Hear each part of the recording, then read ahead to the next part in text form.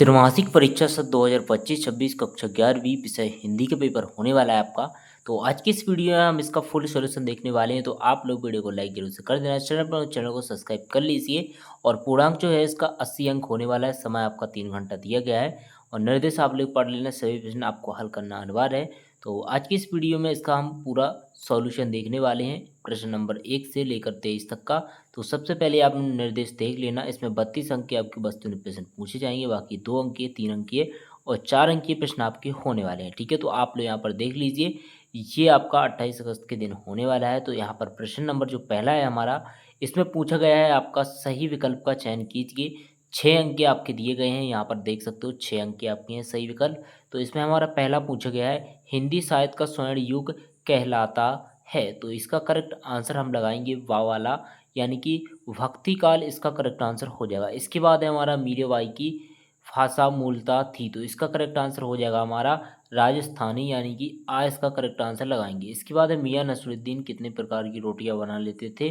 तो इसका correct answer हो जाएगा आपका दा, यानी कि 56। इसके बाद है हमारा लता मंगेशकर के गायन की विशेषता है। तो इसका करेक्ट आंसर हो जाएगा आपका सा, बेताल उच्चार। इसके बाद है श्रृंगार रस का स्थायी भाव। तो इसमें करेक्ट आंसर हो जाएगा आपका आ, यानी कि रति। इसके बाद है भाव पलवन करते समय किस तत्व पर विशेष बल देना चाहिए। तो आंकड़ों की प्रस्तुति, इसका करेक्ट आंसर हो जाएगा दा।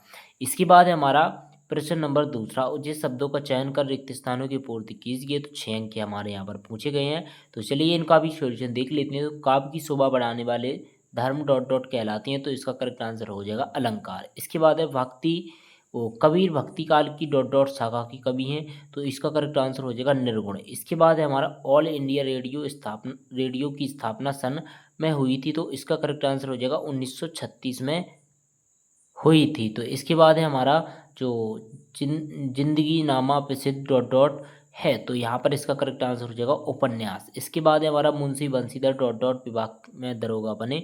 तो इसका करेक्ट आंसर हो जाएगा हमारा नमक। इसके बाद है अच्छे विज्ञापन में भाषा आकर्षक और डॉट डॉट होनी चाहिए। तो यहाँ पर करेक्ट आंसर हो जाएगा आपका प्रभावशाली। इसके बाद है हमारा प्रश्न नंबर तीसरा, निम्नलिखित कथनों के समक्ष सत्य या असत्य लिखिए। तो यहाँ पर हमारे 6 अंक के सत्य सत्य पूछे गए हैं। तो इसमें हमारा पहला, कबीर ने आंडवरों का विरोध किया। तो ये जो है हमारा हो जाएगा सत्य। इसके बाद है न्याय के मैदान में धन और धर्म के बीच युद्ध ठन गया। तो ये भी हमारा सत्य हो जाएगा। इसके बाद चित्रपट संगीत में चपलता होती है। तो ये हमारा हो जाएगा तीसरा सत्य। इसके बाद है फथेर पांचाली उर्दू भाषा में लिखी है। तो ये हो जाएगा हमारा असत्य। इसके बाद है तालीम की तालीम भी बड़ी चीज़ है। तो ये हो जाएगा सत्य। इसके बाद है सार सच्चेपण में अनावश्यक विवरणों को हटाया जाता है। तो ये जो है हमारा हो जाएगा सत्य। तो यहाँ पर हमारा प्रश्न नंबर तीसरा भी कंप्लीट हो चुका है। तो इसको आप लोग कंप्लीट कर लेना। तो चलिए यहाँ पर आगे के प्रश्न की ओर बढ़ते हैं। प्रश्न नंबर चौथा, प्रश्न नंबर चौथा हमारा पूछा गया है यहाँ पर सही जोड़ी बनाकर लिखिए। तो स्तंभ आ और स्तंभ आ दिया गया है इसमें। तो राजस्थान की रजत बूंदें जो है आपका, ये आपका यहाँ पर करेक्ट आंसर ये मिल जाएगा चा वाले से, अनुपम मिश्र से मिल जाएगा पहला वाला। इसके बाद दूसरा है हमारा जनसंचारी माध्यम। तो ये मिल जाएगा हमारा इंटरनेट से, यानी छा वाले से। इसके बाद है हमारा हिंदी का पहला साप्ताहिक पत्र।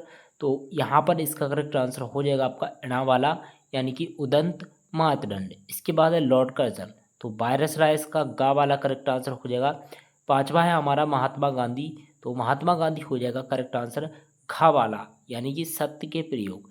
इसके बाद है हमारा शब्द का अर्थ व्यापार। तो इसका करेक्ट आंसर हो जाएगा शब्द शक्ति, यानी का वाला। इसके बाद है महाकाव्य। तो इसका करेक्ट आंसर हो जाएगा खा रामचरित मानस। ठीक है, तो इस प्रकार से हम यहाँ पर सही जोड़ी मैचिंग करेंगे 7 अंक की। इसके बाद है हमारा एक वाक्य में उत्तर लिखिए। तो एक वाक्य में उत्तर हमें कंप्लीट करना है। तो चलिए इनको भी कंप्लीट कर लेते हैं। नमक की गाड़ियाँ कहाँ जा रही थी।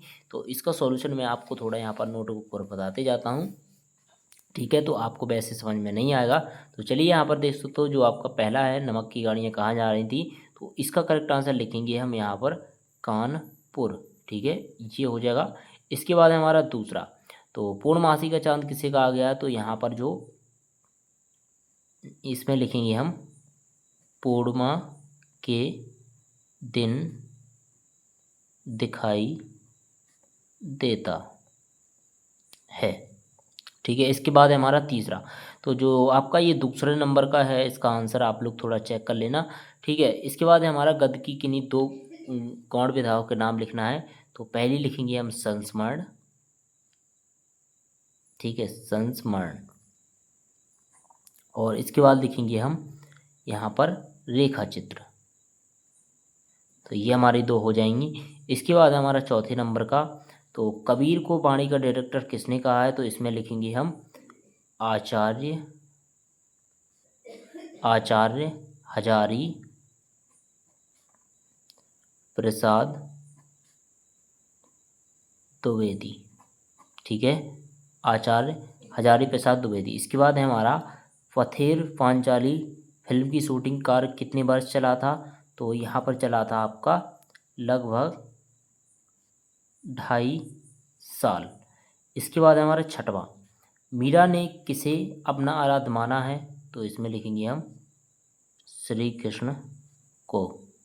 तो ये हमारे यहाँ पर कंप्लीट हो जाएंगे। ठीक है, तो ये आपको लोग पाँचों के पाँच यहाँ पर कंप्लीट कर लेना आप लोग इसको। इसके बाद है हमारा प्रश्न नंबर 6। प्रश्न नंबर 6 आता है, यहाँ पर 2 अंक का प्रश्न पूछा गया है अब आपका। तो भक्ति काल के 2 कवियों के नाम और एक एक रचना का नाम लिखिए। प्रगतिवाद की 2 विशेषताएं बताइए। तो चलिए इसका भी सॉल्यूशन देख लेने फटाफट। तो यहाँ पर मैं आपको सॉल्यूशन दिखाते जाता हूँ, तो आप लोग इसको नोट कर लेना, या तो आप लोग स्क्रीनशॉट ले लेना। और अगर आप लोग इसकी PDF डाउनलोड करना चाहते हैं तो आप हमारे टेलीग्राम ग्रुप को फटाफट ज्वाइन कर लीजिए। ये है हमारा प्रश्न नंबर 6, प्रगतिवाद की 2 विशेषताएं। तो इसका आंसर आप लोग यहाँ से यहाँ तक कंप्लीट कर लेंगे। 2 लाइन का है, ज़्यादा आपका लॉन्ग आंसर इसका नहीं है। तो प्रश्न नंबर 6 है आपका। इसके बाद है हमारा प्रश्न नंबर 7, कबीर ने स्वयं को दीवाना क्यों कहा है, मानव शरीर का निर्माण किन पंच तत्वों से हुआ है। तो ये हमारा प्रश्न नंबर 7 का सॉल्यूशन यहाँ से यहाँ तक कंप्लीट हो जाएगा। ठीक है, तो आप लोग वीडियो को स्किप करके इसको देख लेना, वीडियो को पॉज करके। ठीक है, तो यहाँ पर आपका प्रश्न नंबर 8 है, स्थायी भाव संचारी भाव में अंतर। तो ये हमारा प्रश्न नंबर 8 का यहाँ पर आंसर है। तो इसका आंसर आप लोग देख लेना बुक में। ठीक है, काफ़ी सरल मिल जाएगा आपको। तो ये जो है आपका, ये थोड़ा मेरे को गड़बड़ लग रहा है। ठीक है, तो इसको आप लोग देख लेना। इसके बाद है हमारा प्रश्न नंबर 9। तो हास्य रस की परिभाषा उदाहरण सहित लिखिए। तो प्रश्न नंबर 9 आपका ये है आपका हास्य रस की परिभाषा उदाहरण सहित। ठीक है, तो इसको आप लोग कंप्लीट कर लेना। इसके बाद आता है हमारा 10, हिंदी में कहानी सम्राट किसे कहा गया, किन्हीं 2 कहानी को नाम भी लिखिए। नाटक एकांकी में अंतर। तो चलिए इसका अथवा वाला करेंगे हम, नाटक और एकांकी में अंतर। तो ये हमारा नाटक एकांकी में अंतर हो जाएगा।